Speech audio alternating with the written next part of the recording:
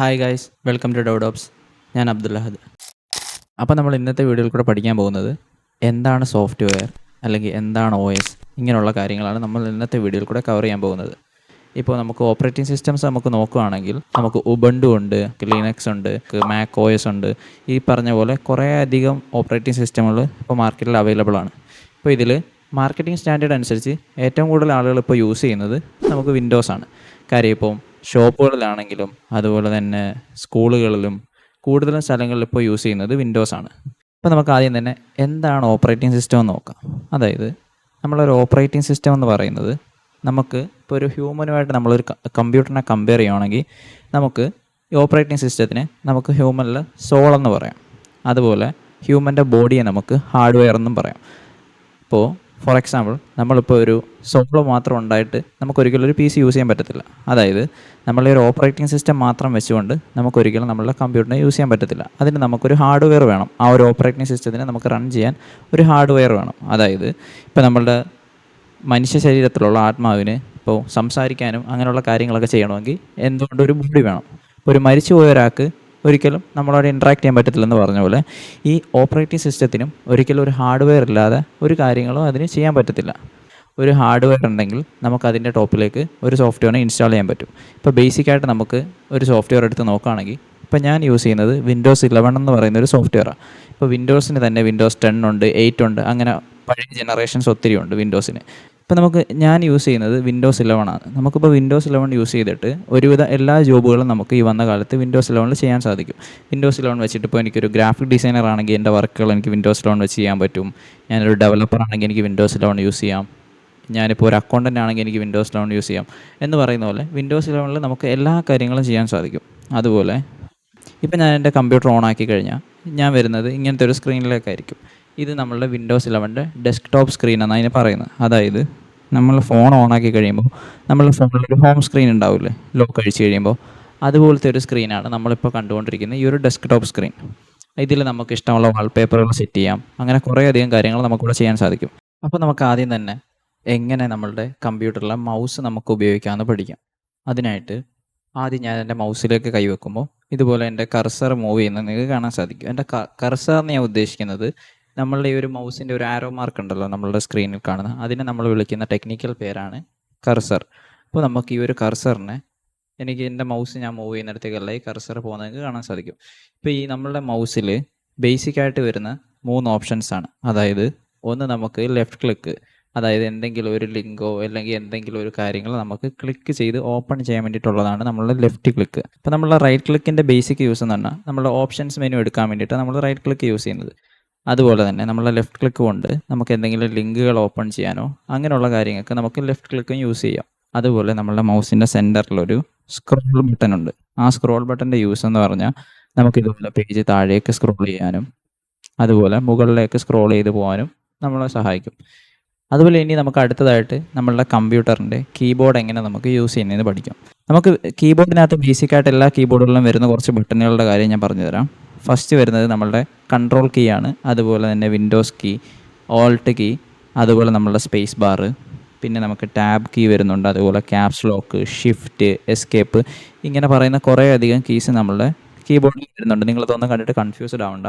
നമുക്ക് ഓരോ കീക്കും ഓരോ സ്പെസിഫിക് ആയിട്ടുള്ള യൂസ് കേസുകളുണ്ട്. അതായത് ഇപ്പോൾ ഞാൻ എൻ്റെ നെയിം ടൈപ്പ് ചെയ്യുമ്പോൾ ഞാൻ A ടൈപ്പ് ചെയ്തതിന് ശേഷം എനിക്ക് B ക്യാപിറ്റൽ ലെറ്റർ അല്ല വേണ്ടുന്നത്, B സ്മോൾ ലെറ്റർ വേണ്ടുന്നെങ്കിൽ എനിക്ക് ആ ക്യാപ്സ് ലോക്ക് ഓഫ് ചെയ്തതിന് ശേഷം B ടൈപ്പ് ചെയ്യാം. അപ്പോൾ നിങ്ങൾക്ക് കാണാൻ സാധിക്കും ഞാനിവിടെ ടൈപ്പ് ചെയ്തിരിക്കുന്നത് AB. അപ്പോൾ എൻ്റെ A അവിടെ ക്യാപിറ്റലും അതുപോലെ B സ്മോൾ ലെറ്റർ വന്ന് എനിക്കിപ്പോൾ ഫുള്ള് ക്യാപിറ്റൽ ലെറ്ററാണ് വേണ്ടുന്നതെങ്കിൽ എനിക്ക് ആ ഒരു ക്യാപ്സ് ലോക്ക് ഓപ്പൺ ചെയ്തതിന് ശേഷം ഇങ്ങനെ ടൈപ്പ് ചെയ്യാം. അപ്പോൾ എനിക്ക് ഫുള്ള് ക്യാപിറ്റൽ ലെറ്റർ കിട്ടും. അപ്പോൾ നമ്മളുടെ ക്യാപ്സ് ലോക്ക് എന്ന് പറയുന്ന ആ ഒരു ബട്ടൻ്റെ യൂസ് നമ്മളുടെ ലെറ്ററിൻ്റെ ക്യാപിറ്റൽ ലെറ്ററും അതുപോലെ സ്മോൾ ലെറ്ററും തമ്മിൽ സ്വിച്ച് ചെയ്യുന്ന ഒരു ബട്ടനാണ് നമ്മളുടെ ക്യാപ്സ് ലോക്ക് ബട്ടൺ. ഓക്കെ, ഇനി നമുക്ക് നമ്മളുടെ സ്പേസ് ബട്ടൺ എങ്ങനെ പ്രോപ്പറായിട്ട് യൂസ് ചെയ്യേണ്ടത് ഞാൻ പറഞ്ഞുതരാം. അപ്പോൾ ഞാൻ എൻ്റെ നെയിം ടൈപ്പ് ചെയ്യുന്ന ടൈമിൽ എനിക്ക് അബ്ദുൾ കഴിഞ്ഞ എൻ്റെ നെയിമിലൊരു സ്പേസ് ഉണ്ട്. അപ്പോൾ ഞാൻ ജസ്റ്റ് ഈ ഒരു നമ്മളുടെ കീബോർഡിലെ ഒരു വലിയ ബട്ടൺസ്, അതായത് സ്പേസ് ബാർ, ആ ഒരു സ്പേസ് ബാർ ക്ലിക്ക് ചെയ്യുമ്പോൾ എനിക്ക് അവിടെ ഒരു സ്പേസ് ക്രിയേറ്റ് ആവും. അവിടെ എനിക്കിനി എൻ്റെ ബാക്കി നെയിം എൻ്റർ ചെയ്യാം. ഇപ്പോൾ നിങ്ങൾക്ക് കാണാൻ സാധിക്കും എൻ്റെ നെയിം ഞാനവിടെ എൻ്റർ ചെയ്യാൻ 3 ബട്ടൺസാണ് യൂസ് ചെയ്തിട്ടുള്ളത്. ഒന്ന് ക്യാപ്സ് ലോക്ക് ബട്ടൺ ഞാൻ യൂസ് ചെയ്തത് എൻ്റെ ഫസ്റ്റ് ലെറ്റർ ക്യാപിറ്റൽ ലെറ്റർ ആക്കാനും, അതുപോലെ അതിനുശേഷം ഞാനത് ഓഫ് ചെയ്തതിന് ശേഷം അബ്ദുലിൻ്റെ ബാക്കി ലെറ്റേഴ്സ് ടൈപ്പ് ചെയ്തു, ക്യാപിറ്റൽ ലെറ്റർ ഓഫ് ചെയ്തു, പിന്നെയും ടൈപ്പ് ചെയ്തു. നമ്മളപ്പോൾ കുറച്ച് ടൈംസ് നമ്മൾ കീബോർഡ് യൂസ് ചെയ്ത് എക്സ്പീരിയൻസ് ആയി കഴിയുമ്പോൾ നമുക്ക് ഇതുപോലെ സ്പീഡിൽ ടൈപ്പ് ചെയ്യാനും സാധിക്കും. പിന്നെ നമുക്ക് കീബോർഡിനകത്ത് വരുന്ന ബട്ടൺസ് ആണ് നമ്മളുടെ ബാക്ക് സ്പേസ് ബട്ടൺ. അതായത് നിങ്ങളൊരു കാര്യം ടൈപ്പ് ചെയ്തു, നിങ്ങൾക്കത് തെറ്റിക്കഴിഞ്ഞാൽ പേടിക്കേണ്ട ആവശ്യമില്ല. നിങ്ങൾക്ക് ബാക്ക് സ്പേസ് ബട്ടൺ ക്ലിക്ക് ചെയ്യുമ്പോൾ ആ ടൈപ്പ് ചെയ്ത സാധനങ്ങൾ നിങ്ങൾക്ക് ബാക്കിലേക്ക് അടിക്കാൻ സാധിക്കും. പക്ഷേ നിങ്ങളത് ഇൻ കേസ് നിങ്ങൾ ഓവറായിട്ട് ബാക്കിലേക്ക് അടിച്ച് പോയിട്ടുണ്ടെങ്കിൽ ജസ്റ്റ് കൺട്രോൾ ബട്ടണും ഇസഡ് ബട്ടണും കൂടെ ഒരു വട്ടം നെക്കി കഴിഞ്ഞ് കഴിഞ്ഞാൽ നിങ്ങൾക്ക് അവർ ഡിലീറ്റ് ചെയ്ത സാധനം തിരിച്ചെടുക്കാൻ പറ്റും. കണ്ടോ ഇതുപോലെ.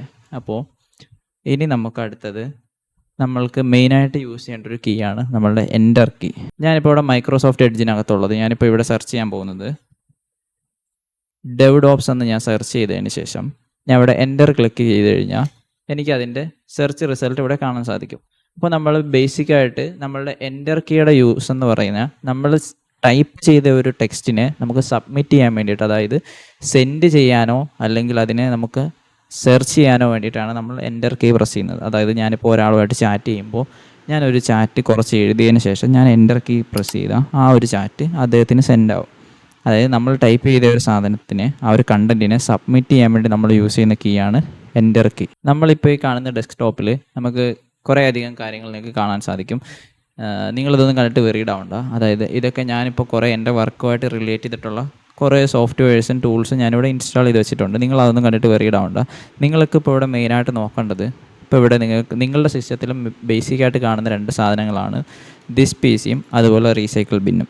നമ്മളുടെ റീസൈക്കിൾ ബിന്നിൻ്റെ യൂസ് എന്ന് പറയുന്നത്, നമ്മളൊരു സാധനം ഡിലീറ്റ് ചെയ്ത് കഴിഞ്ഞാൽ, ഇപ്പോൾ ഞാനിവിടെ ഒരു ഫോൾഡർ ക്രിയേറ്റ് ചെയ്തിട്ട് ആ ഫോൾഡർ ഞാൻ ഡിലീറ്റ് ചെയ്യുന്നു.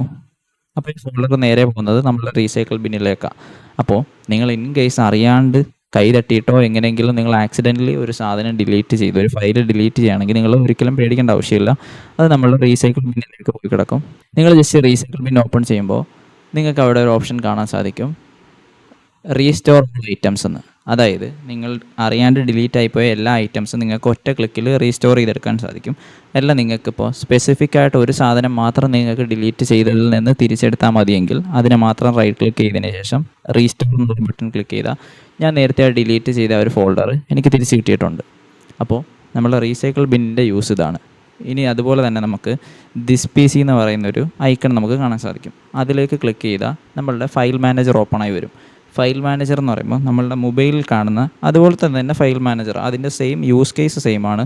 അതായത് നമ്മളുടെ സിസ്റ്റത്തിലുള്ള ഫയലുകളും ഇമേജസ്, ഓഡിയോസ്, വീഡിയോസ്, ഗെയിംസ്, ഇങ്ങനെയുള്ള എല്ലാ കാര്യങ്ങളുടെയും ഫയൽ നമ്മൾ സ്റ്റോർ ചെയ്ത് വെക്കുന്നത് അഥവാ ലിസ്റ്റ് ചെയ്യുന്നത് ഈ ഒരു ദിസ് പി സി എന്ന് പറയുന്ന നമ്മളുടെ ഫയൽ എക്സ്പ്ലോററിലാണ്. ഇനി അങ്ങോട്ടുള്ള ഓരോ ദിവസവും നമ്മൾ ഇതുപോലെ ഓരോരോ പുതിയ കാര്യങ്ങളുമായിട്ട് കമ്പ്യൂട്ടറിനെ പറ്റി പുതിയ വീഡിയോകളുമായിട്ട് വരുന്നതായിരിക്കും. നിങ്ങൾ ഇതുവരെ നമ്മളുടെ ചാനൽ സബ്സ്ക്രൈബ് ചെയ്തിട്ടില്ലെങ്കിൽ ഇപ്പോൾ തന്നെ സബ്സ്ക്രൈബ് ചെയ്യുക. അതുപോലെ നിങ്ങളുടെ IT ബാക്ക്ഗ്രൗണ്ട് ഇല്ലാതെ ITയെക്കുറിച്ച് കൂടുതലായി പഠിക്കാനും കമ്പ്യൂട്ടർ പഠിക്കാനും ഒക്കെ താല്പര്യമുള്ള നിങ്ങളുടെ സുഹൃത്തുക്കൾക്ക് ഷെയർ ചെയ്ത് കൊടുക്കുക. Thanks for watching.